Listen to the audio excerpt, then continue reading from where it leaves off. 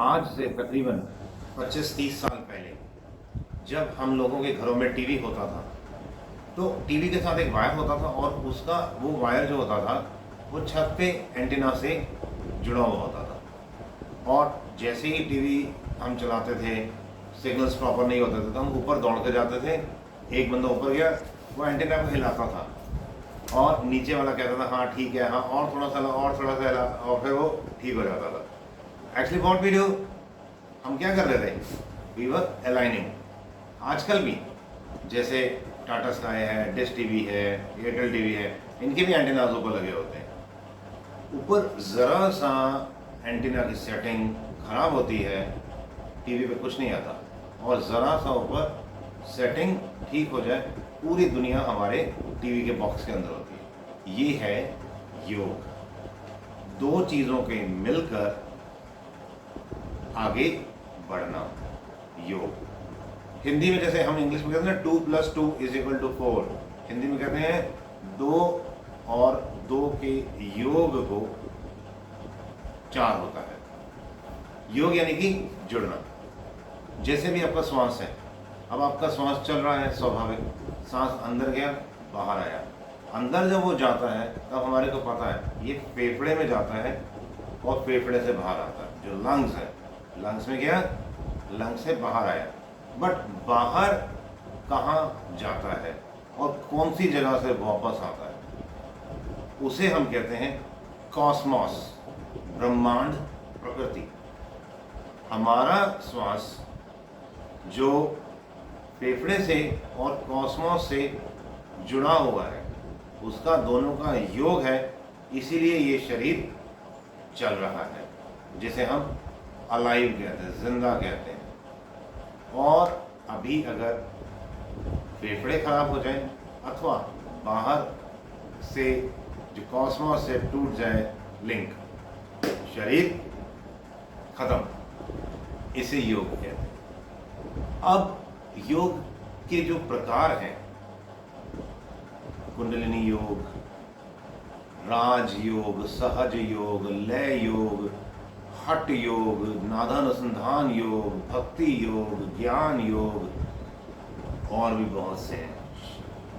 हो सकता है कि मैं भूल गया हूँ 2-4 नाम, आप कमेंट्स बॉक्स में लिख देना जो मैंने नाम नहीं बोले।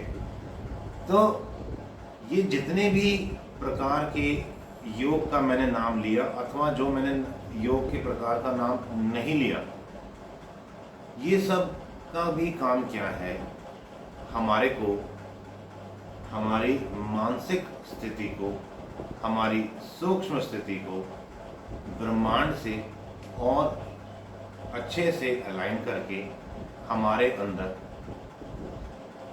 आध्यात्मिक स्पिरिचुअल पावर्स का जागृत होना। जैसे जैसे अभी तो हम जुड़े हुए हैं, ये एक स्वाभाविक है, हमने कुछ नहीं किया इसमें। जैसे ही जीवन मिला हमें, ये जो लिंक था ये पहले से ही जुड़ा हुआ था, हमने इसके अंदर किसी भी प्रकार का कोई भी इम्प्रूवमेंट नहीं किया। जो इम्प्रूवमेंट की क्रिया है उसे हम कहते हैं ध्यान योग। जो अभी हमने बहुत सी बातें की थी ना, ये ऐसा योग, वैसा योग, कुंडलिनी योग, लय योग, नादानुसंधान योग, ये क्या कर रहे हैं, ये हमारा को हमारे इस शरीर के अंदर जो चेतना है उसका विकास कर रहे हैं, उसे विकसित करते हैं, और उसके द्वारा हमारे अंदर स्पिरिचुअल पावर्स उत्पन्न नहीं कहूँगा मैं,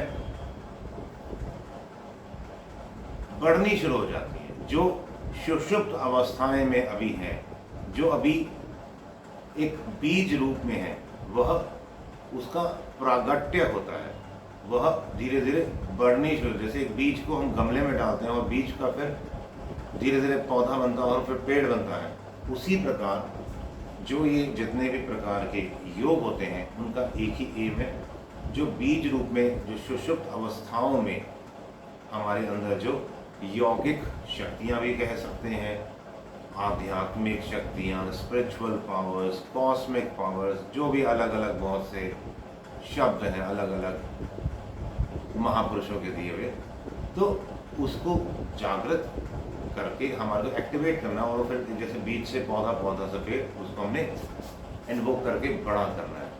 इसे कहते हैं स्पिरिचुअल पावर्स को इन्वोक करना। और ये तभी संभव है जब हमारे को योग समझ आएगी। जैसे मैंने आपको एक एग्जांपल दिया था श्वासों का, आप देखेंगे जितने भी जैसे विपස්සना है या फिर हमारे भी जो शास्त्रों वेदों में बहुत सी जगहों पर श्वासों की साधना पे बहुत ज़्यादा जोर दिया गया है।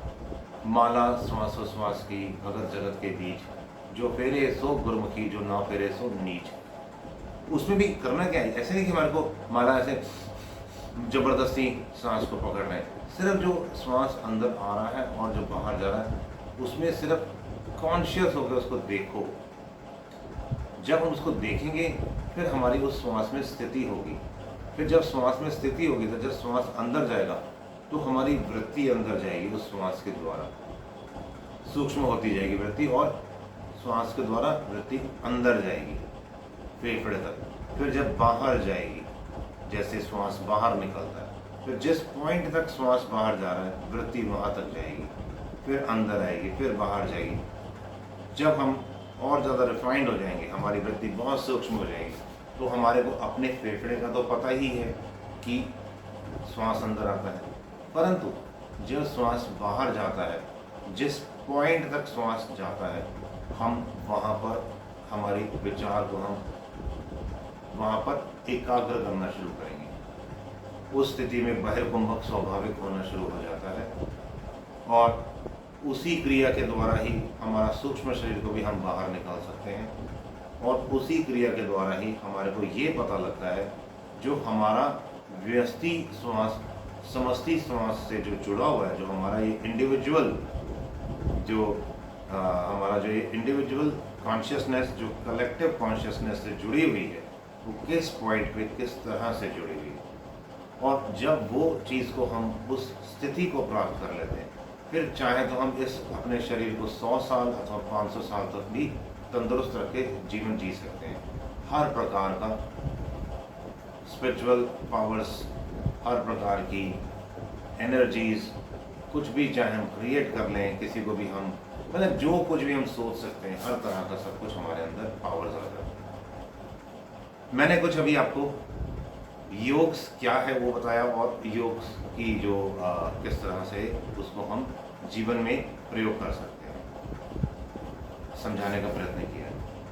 अगर वीडियो को अच्छा लगा तो लाइक करिए, चैनल को सब्सक्राइब करिए, और वीडियो को ज़रूर शेयर करें।